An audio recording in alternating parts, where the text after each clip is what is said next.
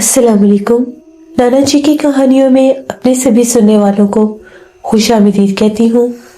उम्मीद करती हूँ आप सब लोग खैरियत से होंगे, जहाँ होंगे खुश होंगे और मेरे चैनल पर नाना जी की कहानियों को बहुत ज़्यादा पसंद भी करते होंगे।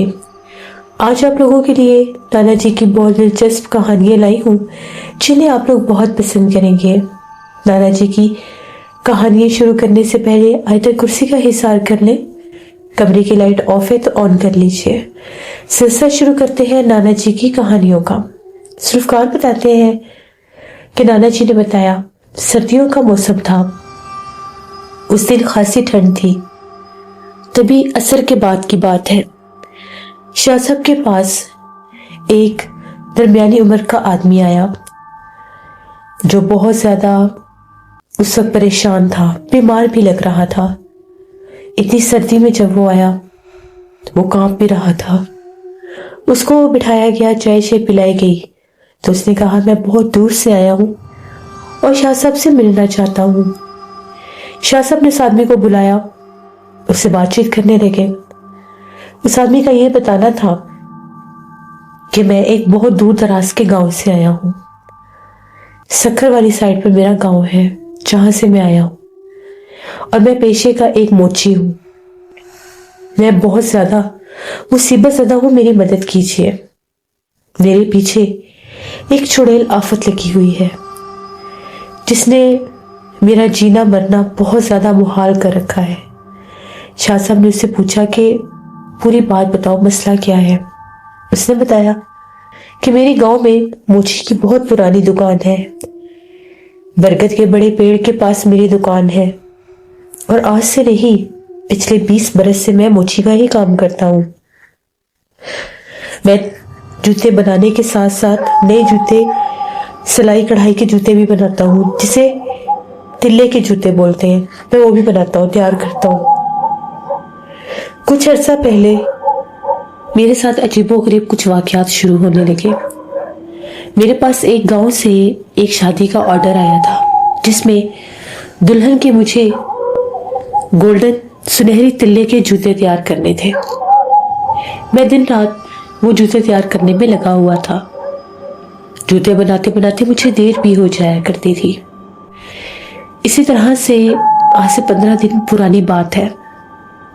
वो जूते अभी तैयार नहीं हुए थे, बस थोड़े से ही रह गए थे। रात तकरीबन 8 बजे का टाइम था। मैं अपनी दुकान पर ही बैठा था। ठंड भी थी, लेकिन दिन पर जूतों की मुरम्मत करने के बाद वही टाइम मिलता था जब मैं जूतों के ऊपर कढ़ाई करता था। तभी मुझे ऐसा महसूस हुआ कि जैसे कोई पाँव में पायल पहने छन छन करता मेरी दुकान के करीब आ रहा है। छन छन की आवाज बहुत ज्यादा नजदीक होने लगी। तभी बहुत तेज हवा का झोंका आया और दरख्त बहुत जोर से हिलने लगा। दरख्त के बहुत से पत्ते गिर के बिखरने लगे।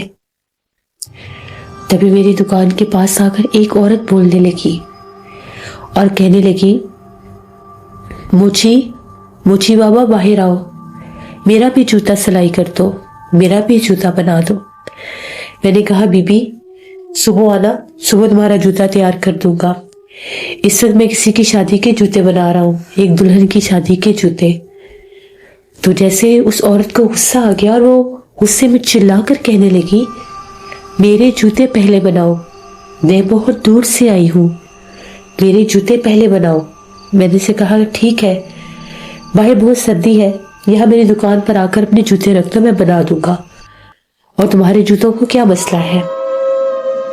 तभी वो कहने लगी कि नहीं, मैं अंदर नहीं आऊंगी, बाहर आकर मुझसे जूते ले लो। मुझे थोड़ा गुस्सा भी आया कि ये इस मिजाज की ये अजीब औरत ये कौन है जो इतनी जबरदस्ती कर रही है। मैं फौरन से उठा और बाहर गया तो क्या देखता हूँ, अंधेरे में एक औरत खड़ी थी काले लिबास में, अपना चेहरा ढका हुआ था उसने। जमीन के ऊपर एक बैग में जूते पड़े थे। वो कहने लगी ये जूते उठाओ और ये जूते तैयार कर दो, मैं कल लेने के लिए आऊंगी। मैंने से कहा कि ठीक है। मैंने जूते उठाए, दुकान के अंदर जाने लगा। तभी मुझे ख्याल आया कि मैं उससे पूछ लूं कि क्या वो इसी गांव की है, किसी और गांव की है। जो ही मैं पलटा वो औरत कहीं भी नहीं थी। वो औरत गायब हो गई, मेरी आंखों से ओझल हो गई। वो किसी गली में भी नहीं थी। 2 गलियां थी मेरी दुकान को जो लगती थी, और दोनों खासी लंबी गलियां थी। मेरे तो रोंगटे खड़े हो गए, ये औरत गई कहाँ पर। मैं थोड़ा सा आगे गया और मैंने आगे जाकर झांक कर भी देखा, ना तो दरख्त के पीछे थी और ना ही कहीं आसपास। मैं थोड़ा सा घबरा गया, मैं दुकान के अंदर आ गया। हर घर का दरवाजा बंद था, सर्दी के मारे लोग अपने घरों में थे और मैं भी उस वक्त अपनी दुकान के ऊपर आग जलाकर बैठा करता था ठंड की वजह से। थोड़ी ही देर गुजरी होगी, मुझे बाहर से कुछ अजीब अजीब सी आवाजें आने लगी। आवाजें ऐसी थी जिस तरह से कुत्ते बहुत ज्यादा मेरी दुकान के आसपास जमा होकर भौंक रहे हैं। मैं तो बहुत ज्यादा डर गया कि ये माजरा क्या है। आज से पहले कुत्ते ऐसे कभी भी नहीं मेरी दुकान के पास आकर भौंके। मैं डर गया और मैंने थोड़ा सा दुकान का दरवाजा बंद किया, तो क्या देखता हूँ कि बाहर बहुत से कुत्ते हैं और वो दरख्त के ऊपर देखकर जैसे किसी चीज को भौंक रहे हैं। मैं तो इतना खौफजदा हो गया कि ना मैं बाहर आ सकता था। मुझे डर लगने लगा। मैंने आयतुल कुर्सी पढ़ना शुरू कर दी। जो ही मैंने आयतुल कुर्सी पढ़ना शुरू की, 5 मिनट ही गुजरे होंगे, वो सारे कुत्ते गायब हो गए, भाग गए गलियों में। मैंने फौरन से अपनी दुकान बंद की और मैं अपने घर की तरफ निकल पड़ा। रास्ते में मुझे ऐसे महसूस होता था मेरे पीछे कोई चल रहा है। जब मैं चलता था तो मेरे पीछे भी किसी के कदमों की आहट थी। मैं पलट कर देखता था तो कोई भी नहीं होता था। थोड़ा और आगे आने के बाद मैंने फिर देखा, दूर मुझे एक परछाई नजर आई। मैं डर गया और तेजी से अपने घर की तरफ आ गया। जो ही मैं अपने घर आया, उस रात मैंने ख्वाब देखा जिस तरह से मेरी जो दुकान है उसके बाहर एक बहुत भयानक खौफनाक चेहरे वाली औरत बैठी है और वो बहुत ज्यादा खौफनाक है। वो कोई इंसान नहीं है, वो चुड़ैल आफत है। और जिस तरह से वो बार बार मुझे देखकर हंस भी रही है, इशारे भी जैसे कर रही है कि वो मुझे मार देगी। अजीब उसकी वो, मैं ख्वाब में वो चीजें देख रहा हूँ। मेरी खौफ से आंख खुल गई। मुझे लगा कि शायद मैं डर गया हूँ, आज से पहले ऐसे कभी हुआ नहीं है। मैंने फिर उठा, मैंने पानी पिया, मैं फिर सो गया। अगले दिन मैं दुकान पर गया। मुझे दुकान पर जाने की बहुत जल्दी थी क्योंकि मैंने उस औरत के जूते देखने थे। जब मैं अपनी दुकान पर गया, मैंने अपनी दुकान खोली, दुकान में आया, पूरी दुकान छान मारी, वो जूते कहीं भी नहीं थे। ना वो बैग था जिसमें वो रख के गई थी, ना जूते थे। मैंने अपनी दुकान का पूरा सामान बाहर निकाल दिया, मुझे जूते नहीं मिले। मैं हक्का बक्का परेशान। आज मैंने इस दुल्हन के जूते तैयार कर देने थे।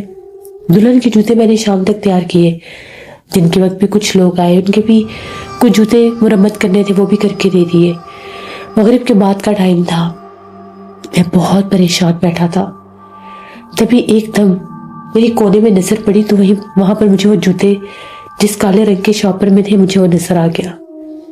मुझे तो समझ में नहीं आया कि ये आए कहाँ से है। मैंने तो सुबह एक एक चीज बाहर निकाली थी और फिर ये जूते आ गए। मैं फिर उठा, मैंने वो जूते उठाए। जो ही मैंने वो जूते बाहर निकाले, जूते देखकर मैं डर गया। वो इतना लंबा पाँव था जितनी एक इंसानी बाजू होती है। बैग में वो जूते इतने लंबे नहीं लग रहे थे। बाहर निकाले तो वो नोक वाले जूते थे, पीछे भी नोक थी, आगे भी नोक थी। वो अजीबो गरीब कोई चीज थी। मैं तो उनको जूता कह ही नहीं सकता। पूरे बाजू जितने काले रंग के जूते और इतने पुराने कि शायद किसी पुराने जमाने की वो चीज थे। मैं देख के डर गया कि ये चीज क्या है। अब मुझे समझ में नहीं आ रहा था इनका करना क्या है। ना तो वो कहीं से फटे हुए थे, ना वो कहीं से टूटे हुए थे। मैं इनको कैसे ठीक करूं। फिर मैंने ऊपर से देखा तो किसी किसी जगह पर 1-2 सुराख थे। वो सुराख मैंने सी दिए। अभी थोड़ी ही देर गुजरी होगी जिस टाइम बिल्कुल बाहर गांव में सन्नाटा हो जाता था। ठंड के मारे लोग अपने घरों में चले जाते थे। उस वक्त बिल्कुल एक अजीब सा पूरे गांव में एक खौफ सा फैल जाता था, सिर्फ उस एक इंसान के लिए जो अकेला बाहर मौजूद होता था, जैसे मैं। आज से पहले वो खौफ मुझे कभी महसूस नहीं हुआ था। कल उस पुरसरार औरत के बाद मुझे वो खौफ भी महसूस हुआ। तभी एकदम से छन छन की आवाज शुरू हो गई। मेरे दिल की धड़कन बहुत तेज हो गई। तभी वो औरत बाहर आ गई اور آ کر کہنے لگی موچی بابا جوتے بن گئے ہیں تو دے دو۔ میں نے کہا ہاں بن گئے ہیں، میں لا رہا ہوں۔ میں اٹھا اور میں نے اسے جا کر جوتے دے دیے۔ اس نے مجھے کچھ پیسے دے دیے۔ پیسے لے کر میں کھڑا ہو گیا۔ اتنے میں وہ کہنے لگی جاؤ اندر چلے جاؤ۔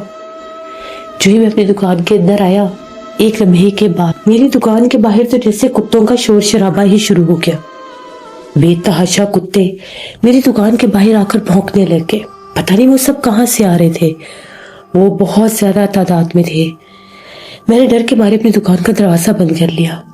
آئے کرسی پڑتا گیا تو سارا ماحول بالکل نارمل ہو گیا۔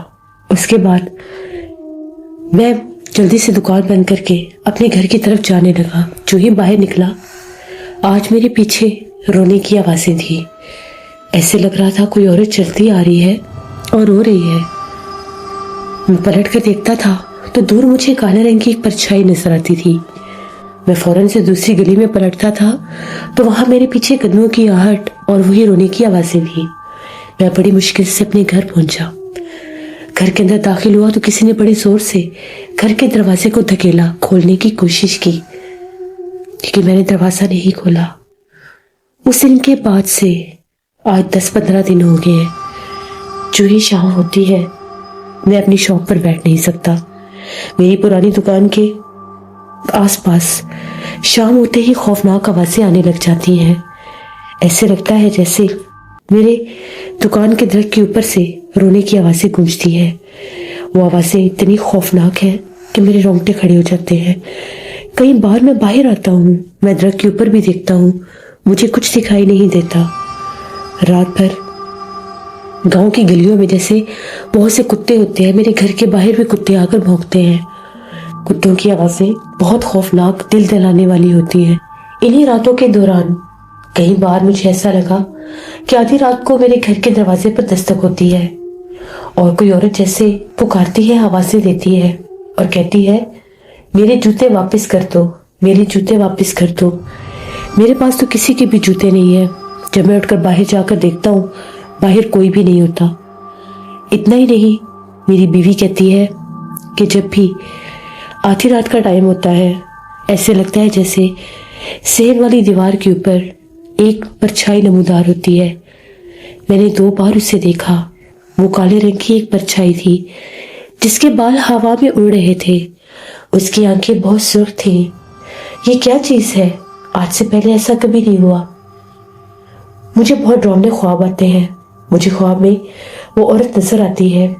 وہ کہتی ہے کہ میں ایک چڑیل ہوں اور میں تمہارے پاس آئی تھی۔ تم نے میرے جوتے چھو لیے، مجھے میرے جوتے واپس کرو۔ اس نے جو مجھے پیسے دیے تھے، پتہ نہیں وہ کیا تھے۔ وہ عجیب و غریب پرانے زمانے کے کچھ نوٹ تھے۔ نہ تو ان کے اوپر کوئی لکھائی تھی، نہ ہی ان کے اوپر کوئی تصویر تھی۔ بس میلے کچیلے پرانے سے کاغذ تھے۔ وہ بھی میری دکان سے غائب ہو گئے۔ میں نے گاؤں کے 1-2 لوگوں سے بھی بات کی۔ ان کا یہ کہنا تھا کہ یہ تو کوئی چڑیل کا معاملہ لگتا ہے یا جنات کا۔ جانتے ہو نا، ہر کوئی کہتا ہے کہ برگد کے درختوں کے اوپر جنات ہوتے ہیں۔ کہیں ایسا تو نہیں ہے کہ برگد کے درخت کے اوپر کوئی جن ہو؟ بہرحال مجھے کچھ سمجھ میں نہیں آ رہا تھا۔ شاہ صاحب نے کہا کہ یہ سارا معاملہ تو جنات سے ہی ملتا جلتا ہے، کیونکہ وہ کوئی انسان تو ہے نہیں جس کے جوتے اس قسم کے تھے۔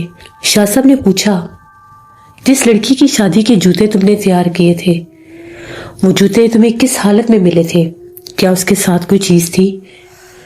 تو موچی کا یہ کہنا تھا کہ نہیں، وہ بنے بنائے جوتے تھے، بس مجھے اوپر کڑھائی کرنی تھی۔ ہاں، جس وقت میں جوتوں کے اوپر کچھ کام کر رہا تھا، میرے کندھے بہت بھاری ہو جاتے تھے۔ جب سے وہ جوتے میری دکان کے اندر آئے تھے، کچھ عجیب سا بوجھ اور بھاری پن سا میری دکان میں محسوس ہوتا تھا۔ اس کے بعد ہی یہ معاملات شروع ہوئے۔